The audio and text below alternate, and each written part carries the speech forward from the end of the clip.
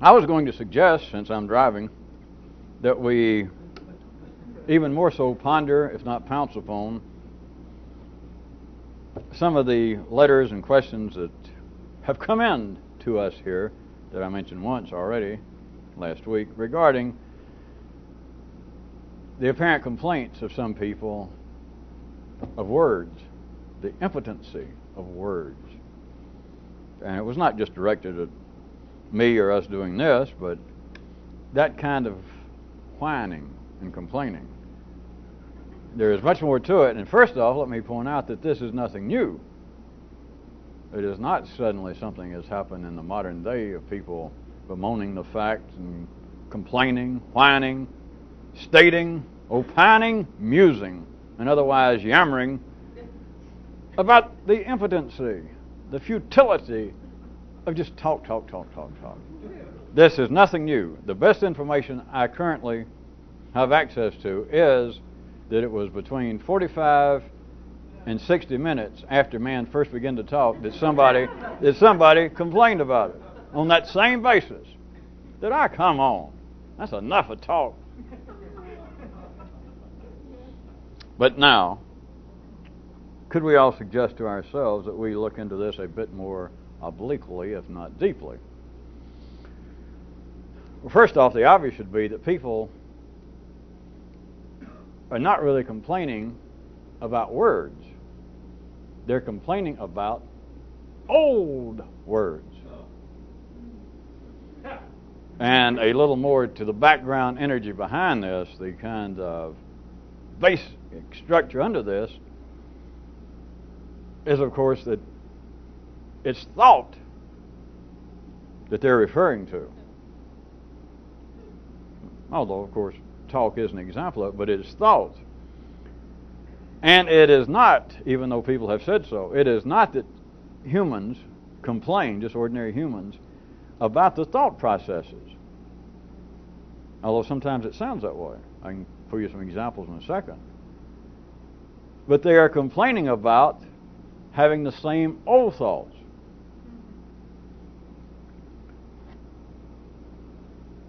It is people getting weary, in a sense, people getting turned off, in a sense, of having the same old thoughts. Now, the kinds of examples, probably the most widespread, are all sorts of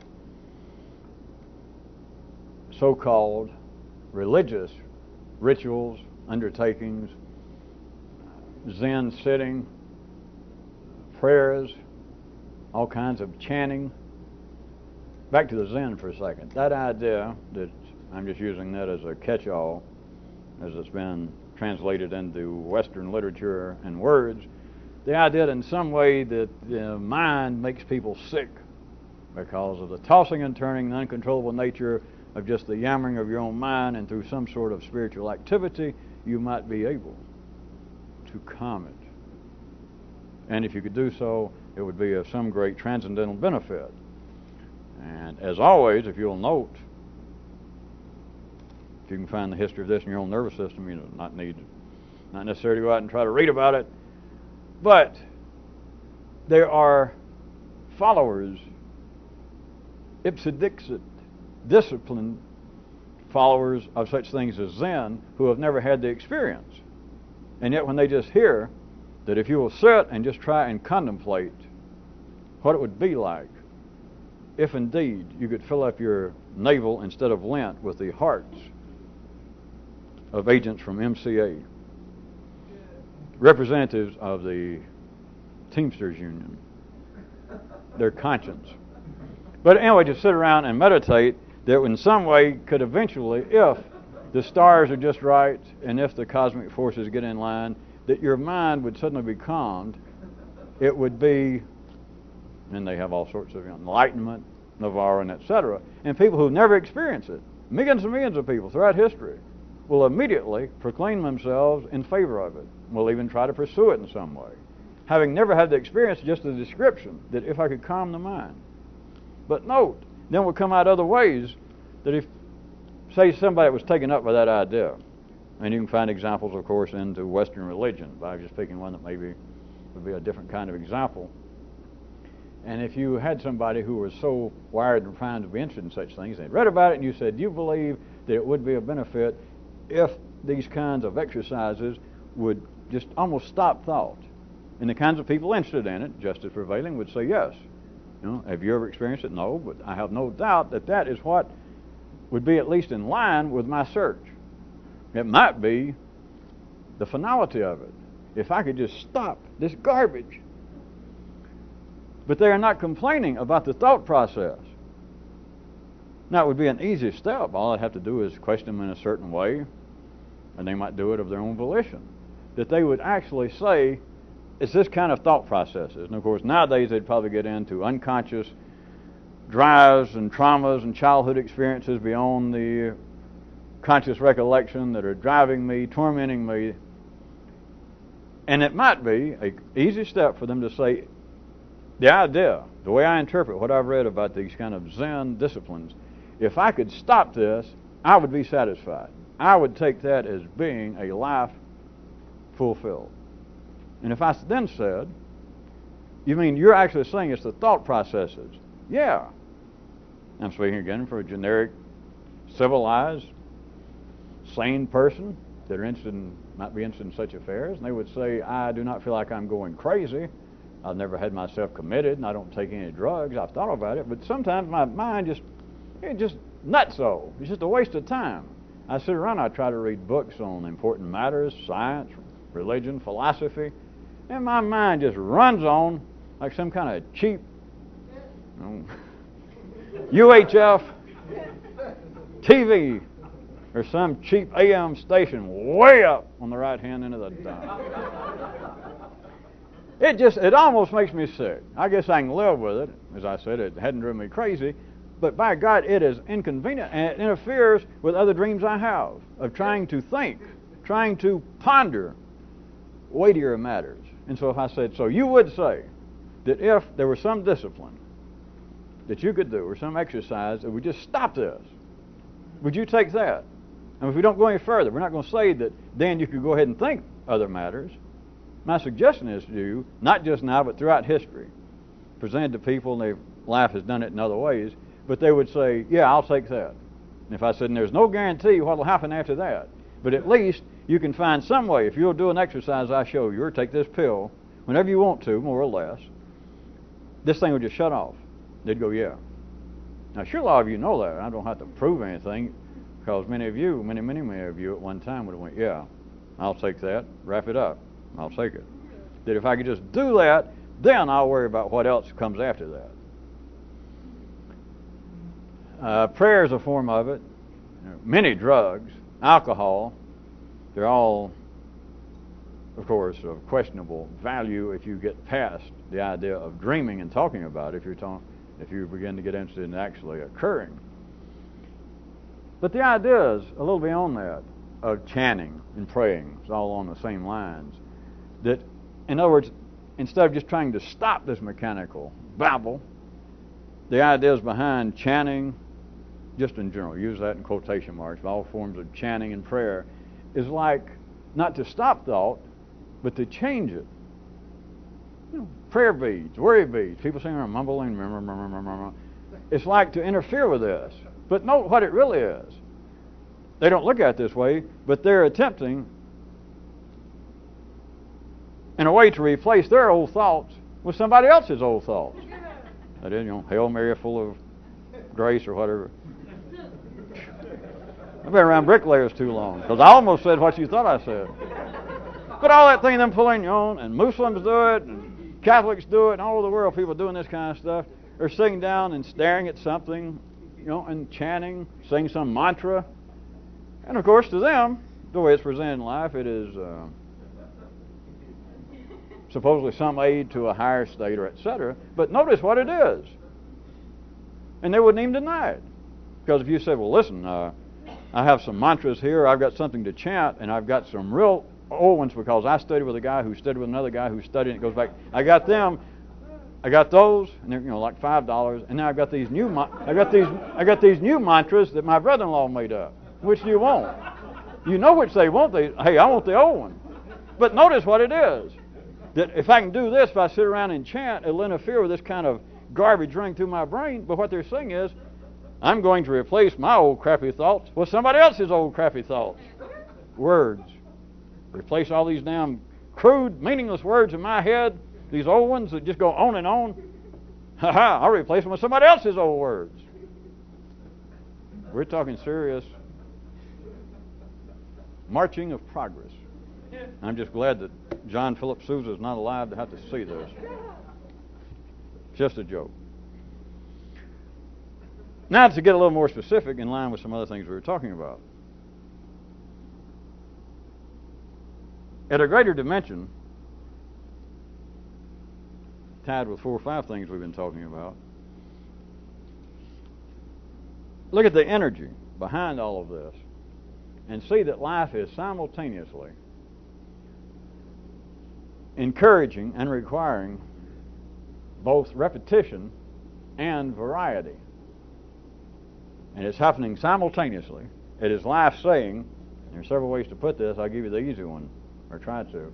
It's life simultaneously saying to humanity, simultaneously saying to certain individuals, simultaneously saying over a period of what appears to be time, of saying, don't think the same thing twice, and simultaneously saying, do the same thing twice. Because here's what you're dealing with, as we have mapped it out. Dealing with the primary and the secondary world. In the primary world, life and you requires repetition. In the secondary world, what is necessary, what is needed to grow is variety. And insofar as any three-dimensional polarized reality, verbally and the way it actually operates, they would appear to be antipodal. They would appear to be at loggerheads. That you're just talking about 2 different things that cannot go on simultaneously. And of course they do go on simultaneously. But it manifests itself through polarized intelligence as, well, one of these is correct and one is not. Think about it. Take it down to a personal nervous system level in you, in an individual. You have got, as always, the primary needs, the absolute demands to keep you alive, the primary world. In the primary world, there is no room for variety. I mean, don't let your nervous system by now, your own old mind, try and pick at little bitty gnats. Sure, you can have a little variety. You can eat a McDonald's to stay alive, or you can eat a Burger King, that kind of thing. But there is no real sense of variety. You cannot decide to eat either nourishment for the Homo sapien physique and physiology, or decide not to. That is, and continue to live. You cannot decide, I will take up the diet, since I, for some reason, have always had a great affinity for the badger. I will start eating nothing but what a badger would eat. You're done for. Or what a cornstalk would survive on. The primary world is based on repetition, not variety. So you have the basis there of life to itself, to you, and through man, individually and in large numbers, groups, institutions, calling out, announcing, sometimes quite directly, sometimes a little more subtly, but announcing repetition is the order of the day. Every day in the primary world, but simultaneously. All of you who can hear this have a secondary world. You are in it. It is in you. It is here. The secondary world, for it to grow, for it not to stagnate. But, it's either grow or die as always, primarily and secondarily. Stimulation. And stimulation is what? Stimulation eventually equates with variety. That's why some of you laughed when I said it was between 45 and 60 minutes after men began to talk, that somebody went, God, this is boring. Boy, I'm tired of this. Variety. The stimulation is gone. At the primary level, notice, it is not required that there be variety to be stimulating. You get hungry, you eat. And you're not hungry. Next time you get hungry, you don't have to in some way find some kind of go in the closet or go in the bathroom, lock the door, and get out a Family Circle magazine and look at pictures of food and get aroused. You get hungry, you go eat. And assuming that the good old sex drive is still going on, and you're just an average person, you do it. Feels real nice. You take a nap, smoke a cigarette, and eat an eclair. But then, the next time, you don't have to continually relive or to try and stimulate the sex drive if you're ordinary. It returns. It's some kind of schedule. Sleep, all such things as that. There is no need for, you understand, stimulation. There simply is not. And again, don't get confused by anything your old intelligence might try to say about sex, since that's such a common word to go with sex, about stimulation. It is simply that an ordinary person, just a routine person that is engaged just in everyday heterosexual intercourse with somebody of, as the opposite sex, just for instance. Somebody's wired up and primed to do that. It just simply happens. They do not have to stimulate themselves. There's no effort required on your part. It just happens. And it doesn't make it any less. An ordinary person, they're about to jump in bed and do it for God knows what. I never tried to figure. 5 or 10,000th, 20,000th time in your life. If you're an ordinary person, you don't start to climb in bed. You're already aroused, let's say, and you've got somebody to be aroused with. So that you have a duo going on and you're about to pounce in bed, you don't suddenly think, Jesus, this must be 20,000 times I've done this.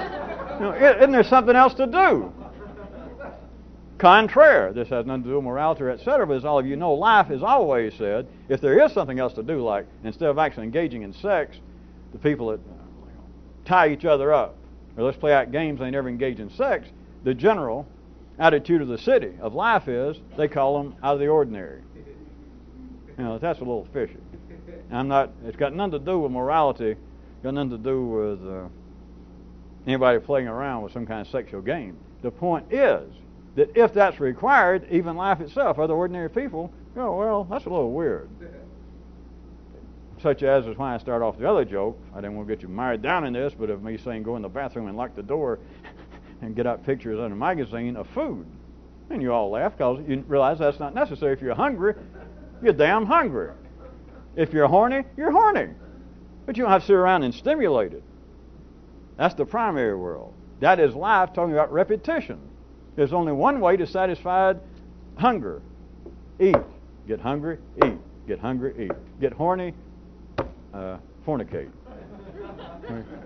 I keep trying to think. I got to get a synonym dictionary since I can't say the engage in it. There is no need for stimulation. We're talking about repetition. Go to sleep on schedule. Eat on schedule. That is whenever you need it. But you get into the secondary world, which is now, in a way beyond the actual definition of the word, of course, relatively speaking, is now as important and then begins to be more so than the primary. Which, of course, is not true, which is why I said it's beyond relative, because you've got to keep the primary going to even fool around with the secondary, right? Right. But in a sense, it is now more important, because the world's full of people that will eat, screw, and go to sleep. Commonly referred to as bricklayers and attorneys and other ne'er-do-wells. The majority of the world's population will do all that with no encouragement. But now this has become important. This is at the focal point of human existence. This, to grow, repetition is anathema. Repetition is dullness. Repetition is a form of slow death. And this knows it. Most people are wired up in such a way in their lifetime, as we also point out, it's almost as though they'll do anything, though, to keep from having to face up to that. And it's nothing really weird. It's like just laziness, which is just a way to explain the conservative nature, which doesn't explain anything, but the way in which life grows. And in one lifetime, it's as though by the time you get to be, as you should have noticed, what? 15, 18, 20? You might have, we'll assume that many of you are still intellectually excited, just at the ordinary level. that you got yourself into college, maybe had to pay your own way, but you enjoyed it. And off on your own, you'd read more than they assigned. You found subjects that you'd never read about, and you enjoyed it. In the same way that at a more primary level, there are people who played, the good old jocks back in high school and even into college, get out there and do 2 a day during football season and go in the gym on the weekend, work out with weights.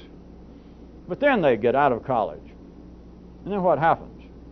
That's an easy shot to take, to go back at a class reunion. After 10 years, the guys that look like this, now look like 20 years older than they are. They got pot bellies. They're just simply out of shape. They lost interest in it, in a sense. Here, in the secondary level, people get past just a couple of decades, and just the average person loses here the same kind of interest that somebody had when they were 18 in staying in shape, running, playing football. And it's like they get through with that, something happens, and to hell with all that. Who cares? That's what I mean by a form of inertia, which is still not what it is, but it is the way in which life grows.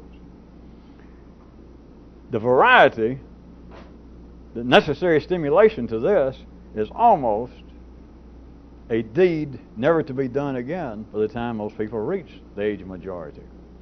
And yet you have life, maybe not in you individually, but you still have life working through all of humanity simultaneously, still, now with the newer generation, the one behind you, your kids, or the ones, the generation after you, that they are now being driven to seek stimulation. And it's annoying to ordinary people. They always find teenagers annoying. They find the newer generation, you know all that, they've been doing that ever since the Somalians. Don't write me, I know.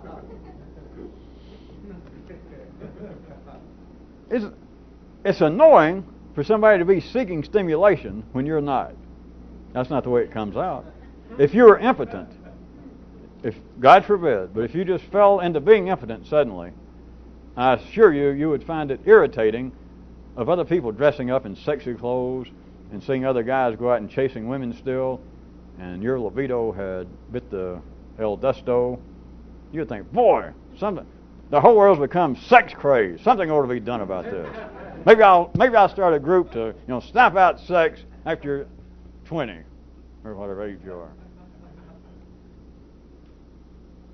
There is a kind of unregistered, it's never been labeled as such, but a similar kind, or not unlike kind of irritation that once a person's nervous system up to here has ceased needing that kind of stimulation, will no longer get out and jog at the age of 40. That is, jog up here when they don't have to. There doesn't seem to be that kind of primary drive behind it, which I didn't stop and do this, but sure all of you understand by now that even that with ordinary people that would seem to be a kind of secondary activity at times is still firmly rooted and can be directly driven back to primary.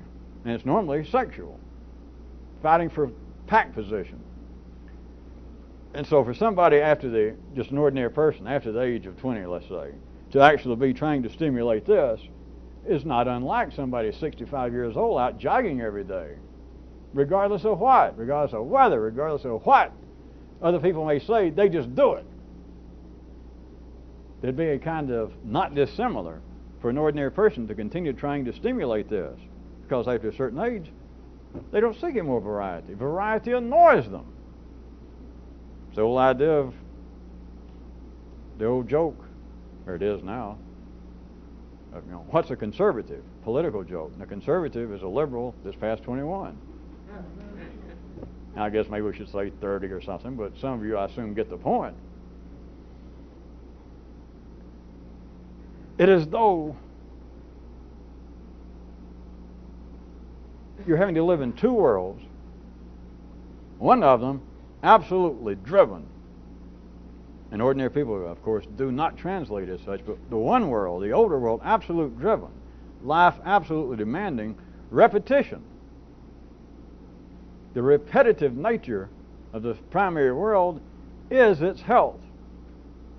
And it is simultaneously crying for variety, which is the living, breathing atmosphere of the secondary.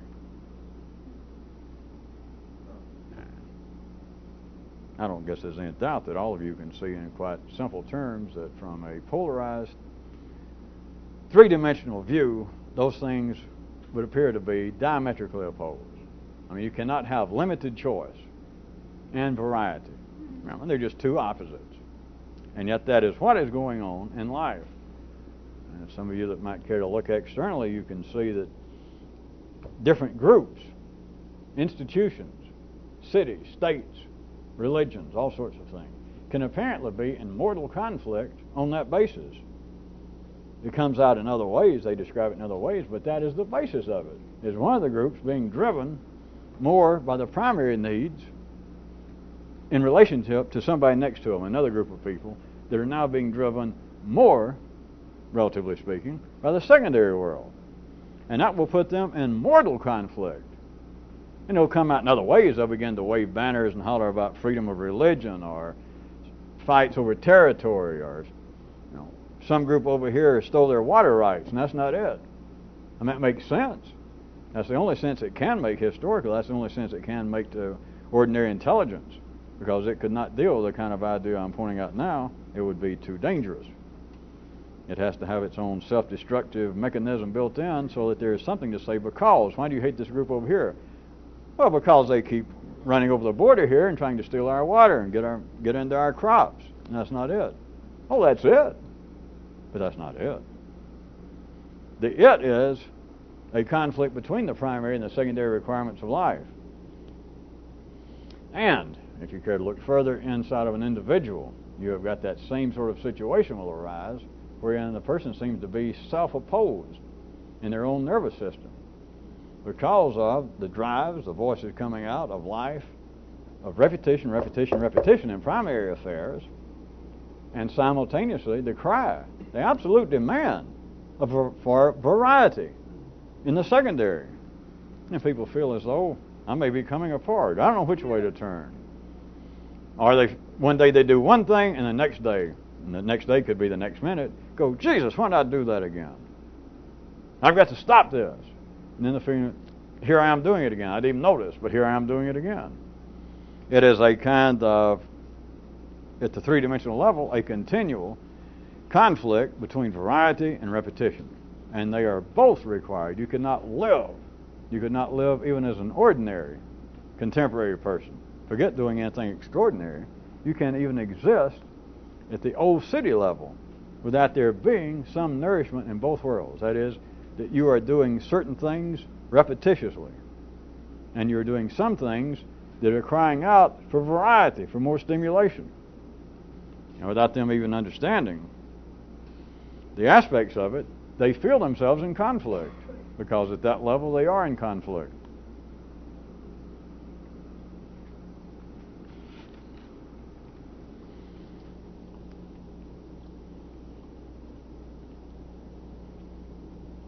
How about this?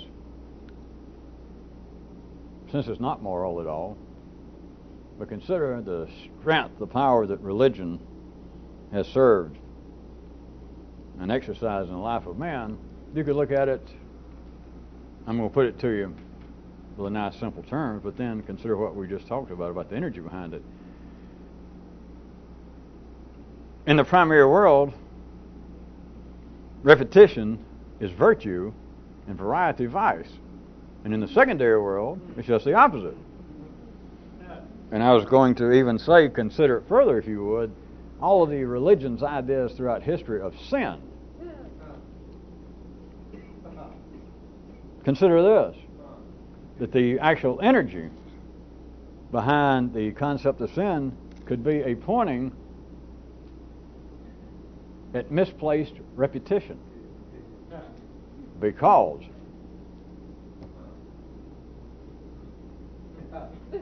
are you ready? Nothing is a sin the first time it's done. Think about it. Nobody else ever had. The first time around, nothing is a sin. Nothing. The first guy that killed somebody else, it wasn't a sin until he did it. Then the religions, then these great God figures had to say, wait a minute, don't you do that anymore. Now, can you take it from out there, which is still a fact? Nothing's a sin the first time it's done. Now take it from out there of one guy killing another. Take it internally that the religions finally, as they begin to get a little more in tune with the secondary world, they begin to talk about why you shouldn't think in certain ways. Not just behave, not just you shouldn't kill people, but you shouldn't kill people in your brain. You shouldn't think about that, or in your soul and spirit, whatever the hell they call it.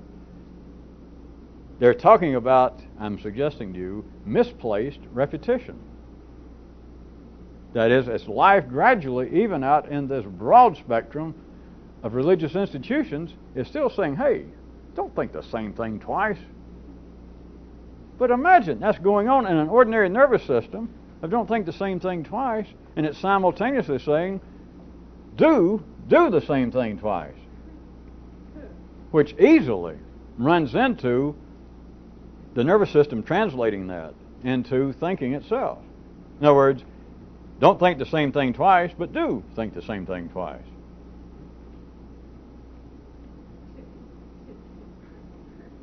Where do you think religion got the concept? Not that they made it up, not that some anthropomorphic guide gave it to them. It was a form of energy, but the feeling of the big G. Gorgers, no, guilt. Because life is saying, do not think the same thing twice. And at the same very moment, life is saying, do think, that is, do, the same thing again and again and again. You can't win. I mean, not that you're supposed to, but there is no way to satisfy both unless you understand that both are going on and they're not in conflict. But anything else, you're going to feel, if you don't like guilt, uncomfortable, which is a civilized form of guilt, I guess. It's a little above the middle class. Feeling of guilt is, I don't know, I'm not comfortable with this. Maybe that's what Episcopalians feel instead of guilt. The Church of England. That's it. That's why they did that. I keep forgetting. I knew that and I forgot. It wasn't Henry and all of his wives. He just got tired of feeling guilty, and the house then, Great Britain, was becoming actually England. They were getting to be a little more decent and civilized, and they decided we can beat guilt. I'd prefer just to feel uncomfortable. Anyway, there's your history lesson for the day. And thus springeth forth the Church of England. And they left it to the Catholics and the people in the lower Mediterranean areas of Europe to feel guilty. And some of you people's great forefathers and foremothers, they moved on to higher realms of simply feeling uncomfortable. It is still the energy behind the two voices, the two absolute necessary voices of saying don't think the same thing twice, and saying do, which is a form of think, but do think the same thing twice.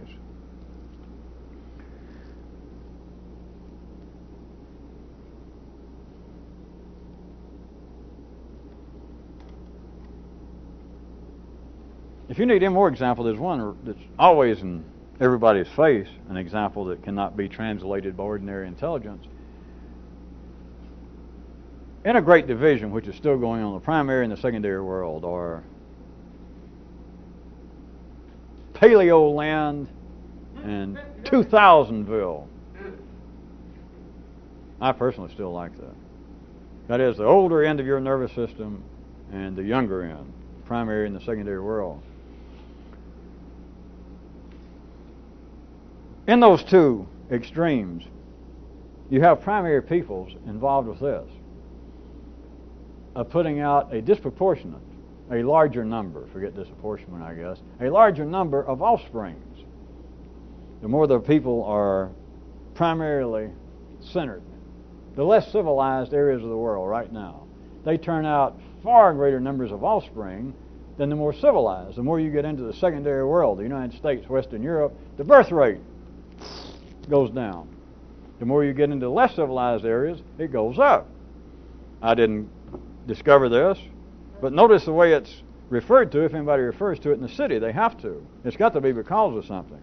And it's because of, as they put it, educational limitations. As these less civilized people are less educated, such like they're saying they don't know where kids come from. Right, yeah. What they need is, some of us Harvard and Princeton and Oxford graduates to go over there and explain to them, folks, babies do not fall out of trees. You people are screwing entirely too much, and you should adopt the Trojan as your family crest. You're having too many kids, and they starve, and you can't feed them all. And every now and then, this is not really much of a breakthrough, but somebody will say, well, like the little sudden thing that popped up a few years ago, the term sociobiology. Somebody's always been doing this. It wasn't that new, but somebody will say, well, wait a minute. There's something afoot here. These less civilized people, it's not that far removed from what's going on in the animal kingdom. It is harder for their children to survive. It's harder for them to live, and therefore they produce more offspring. And somebody goes, well, that sounds kind of crude and unchristian-like. I don't like the description. But maybe there's some validity. There is no validity because there is no because. It is the difference between the primary and the secondary requirements of life. They are still being driven more by the basic 3 S's in the primary world. That's it. And in the secondary world, you start giving up some of that. And some of that energy now goes into the 4th S of stimulation for this. That is, the more you find somebody living in the secondary world, and this is so gradual, I assume by now you people understand, there's nowhere for you to make some kind of note or draw a line down a piece of paper and say it's one or the other. But it is very gradual. The more somebody is being driven by secondary needs, the more that they are a fiduciary of secondary requirements of life, just very gradual, the less they seem to have. The less they seem to have a need for offspring. But there's no way that kind of information is not available in life, that kind of attitude, and so all they can say is, well, we're not sure what it is. It's just, well, the more educated someone is, such as a good college graduate in the United States or Western Europe, they understand the danger of a population bomb. That's it. And they understand that the world is becoming too crowded, it's becoming too polluted. We've got too many children. There are children dying in the third worlds and other non-Western countries, and so we should have less children. Right. I mean, that's the normal explanation. It's like all these people who now have not even enough children to repopulate their own groups, that sure, they all sit around and decided,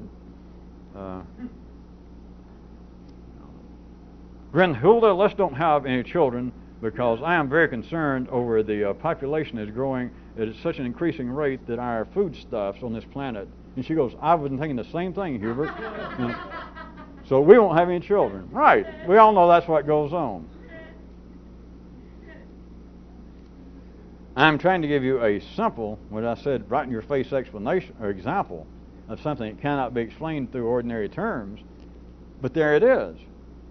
The more they're in the secondary world, and of course these are terms that we made up here, the attitude in the city, the ordinary intelligence would be, all right, you're talking about more educated people.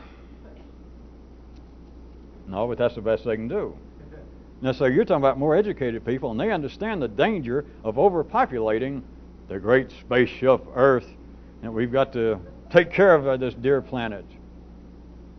A little helpless little deer. We've got to take care of the planet, and so more educated people, they simply understand, wait a minute, hold on, let's don't have over maybe 1.5 children, or maybe we shouldn't even have but 0.5 children, because we have people in less educated areas of the world that are having 7.6 children, and this just won't do.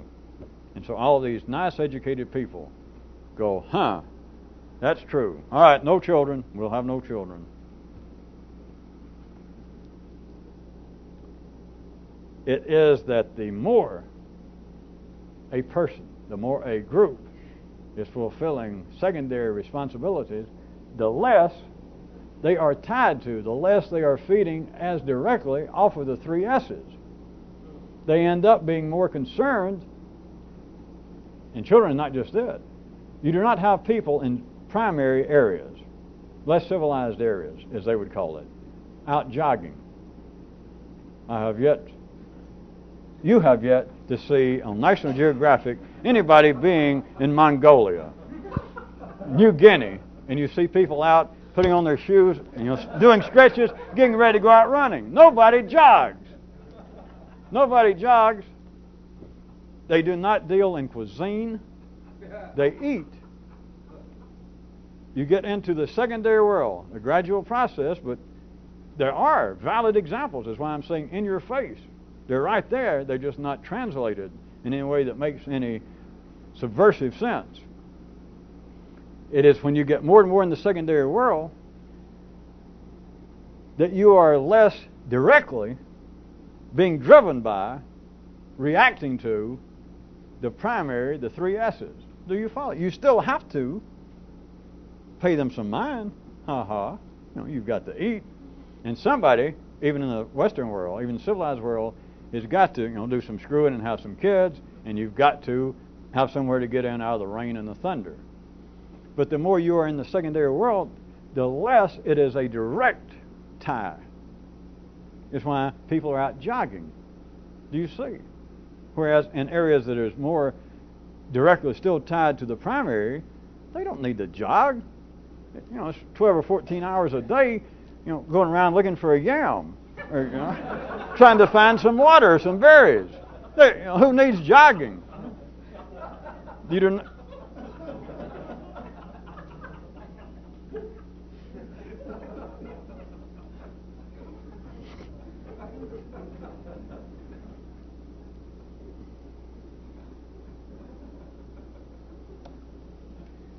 The more you get into secondary areas, the less there are direct ties. I'm going to leave this. You can either see it or you can't right now. It's not education, although that is an explanation is like a three-dimensional template that will fit, as always, to say, well, the more educated people of this planet now understand the danger of overpopulation, and so they are intelligent enough. No offense to these people who are out looking for yams and don't have a school. They just don't know. It's our responsibility to go tell them, but those of us who know, we understand the danger of overpopulation, and so therefore we have decided consciously not to have any more children. Or some of us decide not to have any children. The planet is just too populated. I don't want to contribute. If I bring a child in the world, in a sense, it is taking food out of some starving child's mouth already. I just will not do that. It fits. But you understand, or if you belong involved with this at all, that that's not any kind of explanation. None. 45 minutes after you heard that, you should replay the history of man talking. The first time you heard that explanation, the first time you heard an explanation of why we have criminal behavior in life, by the way, which of course is obviously a lack of education. We've proved that, all of you, to my satisfaction, by pointing out statistically there is less than 0% of graduates of Harvard or any of the Ivy League colleges have ever engaged in mugging or holding up an all-night 7-Eleven store. So there's your proof. If we would get all the criminals in the world and get them into Harvard, we wouldn't have any crime. And there's no way at the three-dimensional level to naysay that. Because if you go, hey, that's silly, they say, find me one statistic of a graduate of a real prime, one of the real upper colleges, universities. Show me one instance of somebody engaged. Now, not white collar crime, because we all know that's not really crime. But we're talking about dangerous crime. Find me one graduate from Cambridge that has ever raped anybody. Well, this ever been reported. Ever shot anybody? Ever held up a fruit stand? Ever mugged somebody in the subway? And then, if you were an ordinary, the rest of humanity, you'd have to go, you got me there. Case closed. All we got to do is get all these people, all the dope dealers, everybody that holds up fruit stands, get them all in college. Not some old cheap community college. That'd help a little, but God damn it, let's get them into Harvard and Yale and Princeton, because then we'll be assured of wiping out crime. All right, on the basis of that, besides a little humor, as you thought, you can't say that that's not true, because statistically it is true. And you're left with, well, that's true. And you know it's not true, if you know anything. Of course, you don't know why it's not true, because at the city level, at the level of sequential, polarized flow of energy / information, when something's true, by God, it's true. And if it's not, Then life, through energy, says, well, show me how it's not true. And you say, well, I just know that a college education is not going to stop criminal behavior. Show me somebody graduated from Harvard that ever did so and so. And you can't. What are you going to do? And yet, if you know anything, if you suspect anything, you know that explanation is no explanation at all. Now back to the little bit I was pointing out. It's the same way with the example of activities that are more directly tied to the three S's of primary needs. The more it is there, at the ordinary level, the less the people seem to be educated. And that's the description. That is the explanation. That is the because that is given by those who are more in the secondary world. They'll say, well, these people in less civilized areas, they have too many children. They're starving to death. They're killing themselves. Because they don't know any better. And you can stop there. But again, if you suspect anything, you got to know, well, that's no explanation. What do you mean they don't know better? You mean somebody's over there in a place where they're already starving, and they keep having more and more children, and the children they've already got, that's one or two, are starving to death, and they had some more. And you're going to say that if a Harvard graduate jumped in there and said, do you realize your oldest child is going hungry now? Well, yes, I know that. I'm hungry. Well, if you have another one, it's just going to be somebody else going hungry. And if they're suddenly going to go, oh my God, why didn't somebody ever point this out? Of course, you can't go that far with it. If you tried to go that far with it, if anybody's that dumb in the city, what would happen? Assuming anybody heard it. Somebody would say, what kind of perverted humor is that? What kind of black humor? That's not funny. Certainly it's not funny. It's too dangerous. It doesn't even show up in life. All they can say is, well, it's lack of education. And of course, not just Harvard education, but it's lack of family planning information, of more medical knowledge, like they don't know where kids come from, like they don't understand that if I got 2 kids to feed and they're both hungry, if I have 4, it's not going to be an improvement. Right, they don't understand that. It is the difference between the drives of the primary world, and although it's going on simultaneously in individuals, it is still, you're living at a time that is still going on observably out there, that there are large groups on this planet right now that are driven vis-a-vis, relatively speaking. They're driven more by primary demands of life than they are the secondary. Well, it's normally referred to politically as the difference between the third and the world and the rest of the civilized, the Western world and the third worlds. And they call it political, and they refer to it in economic terms, and they refer to it in educational terms, but quite ordinary people. This kind of description is now valid. They will accept that there is a nice distinction, and they can name off the countries, the groups of people. But the main distinction is always education. Well, they just don't understand better. They hadn't had the benefit of education.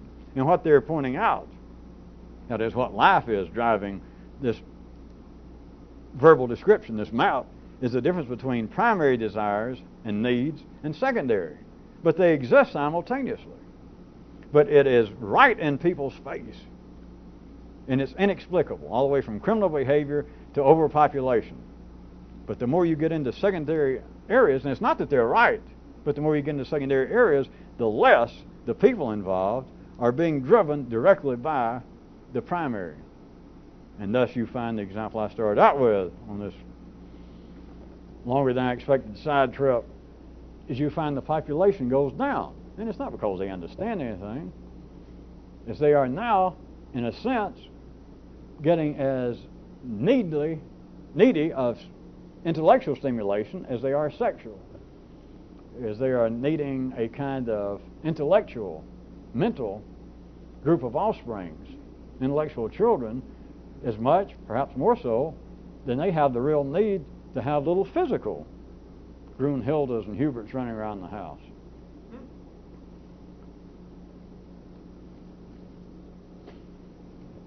The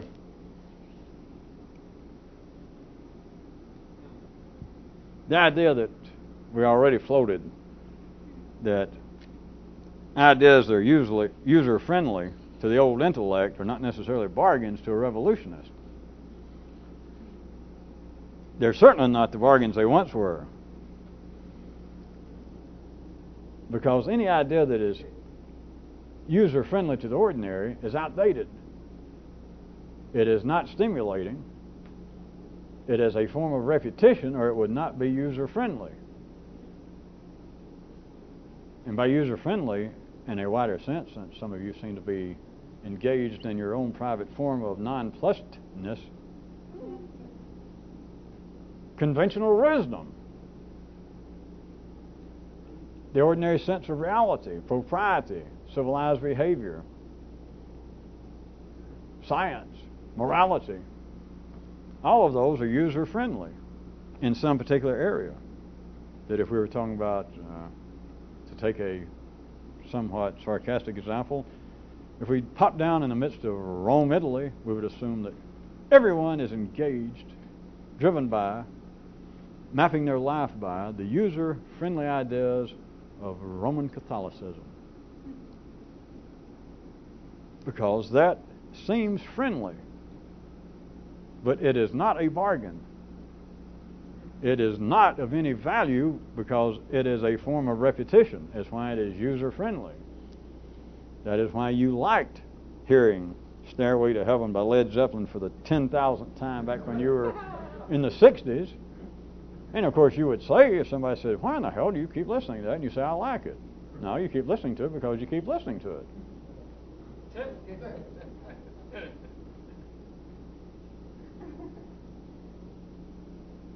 To draw, if possible, a final kind of differentiation, if you can see it, someone attempting to get beyond the ordinary operations of the intellect, that is, our real revolutionists, you have got to have a kind of multidimensional perception that there is in you an undeniable, necessary drive for those things that are fed most aptly by repetition. And to do it and to friggin' forget it, which is a form of, how'd you do so-and-so? I just did it. Well, how in the world do you do that every day? What the hell kind of question is that? I do it. Well, did anybody like the car route? The father that told the kid, look, don't tell me what you thought. Tell me what you did. And the kid said, hey, Pop, that attitude's a little outdated. And he pointed out, hell, everything worthwhile is outdated. That is so fast, it moves past polarized reality, because to say everything worthwhile is outdated is both true and untrue. Because everything worthwhile at the city level is not outdated, or else it's not worthwhile. The sense is insane. But anywhere outside the city limits of ordinary thought, anything worthwhile is outdated. That is, anything that's conventional wisdom, anything that is true and operational in the city, is repetition. They've already been talking about it for at least 45 minutes, I can guarantee you that. And so you've heard it once. If you hear it twice, it's a sin. If you knew what sin was, it's misplaced repetition. And we're back to people saying, oh my God, words just drive me crazy. I keep hearing the same old crap. People tell me the same old stuff. I tell myself the same old stuff. If they were outside the city limits at all, they would understand it's not the words, it's the repetition of the same old words. It's not my mind driving me crazy with this garbage. It's not the thought processes. It's the same old thought processes. It's repetition being here when it should be down here in my lower regions, in my belly, in my genitals, but not here. That's what they're whining about. In which, after you whine twice, you have committed the unforgivable sin. Do they still believe in that? If you are an Episcopalian who had a pang of guilt, we know who you are.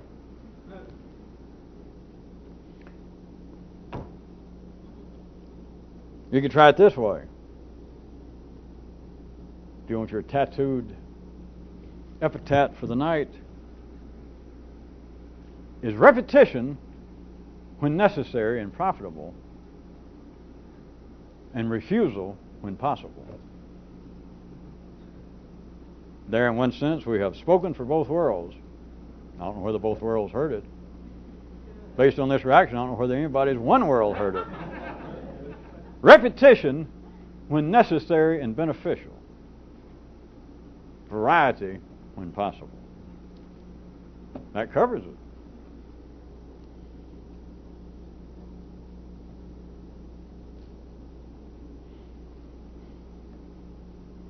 And we'll go out. The band will give me a small vamp. We'll go out with another one. That it is hard to hold your attention when your attention's holding you. At least you didn't think that had any connection with anything.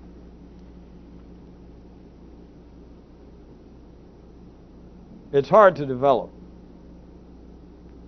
any new intellectual building site. It's hard to develop any new intellectual perception, which is what this is about. It's not about new sexual perception. It's not about new dining perception. It's not about new enjoyment of architectural design and interior decorating. It's about one thing. The only thing that's possible is an expansion in the secondary world. And it is very difficult, may I say, to pursue such an intellectual expansion when your present one is all you've got and you rely on it, and it is nothing but a dumb victim of this Punch and Judy show, remember. The late, great Jim Henson is Freud's worst nightmare. The unconscious, the basis of all religions that have gods and anti-gods, which I think about covers it. But as long as you are still operating on the basis that your old intelligence is it and will lead you somewhere, you are simply a stupid victim of this Punch and Judy show. And it's going on between Punch and Judy, and they're going on. Another description tonight is it's this sham show going on up here, this conflict, this dance that's between the primary need for repetition and the newer revolutionary secondary ones for a never-ending variety of thought and word. And that is what seems to be the conflict, although it's never been labeled as such for people. And to stay there, you're going to live and die inside of a small, movable little hand puppet show. But all you got to do is hear what I've been trying to sketch tonight, that there are things that must survive, or they're going to survive at their greatest efficiency on the basis of absolute repetition. And then there are things that are going to survive only by a constant struggle against repetition. But you can't, if you're going to pursue one at the expense of the other, which if you're ordinary, you got no choice, then you're not going anywhere. Oh, you can run around the block or maybe enter a triathlon. What's the sense in saying that's all and good night if the tape's over? That's all, good night. We'll meet here again at the same time, the same absolute minute next time, and everyone is always meet down at the same place, and we'll all jog for the 2.5 miles here. And of course, everybody wear your same uniforms and comb your hair in the same way. And whatever you do, do not think any unauthorized thoughts between now and then.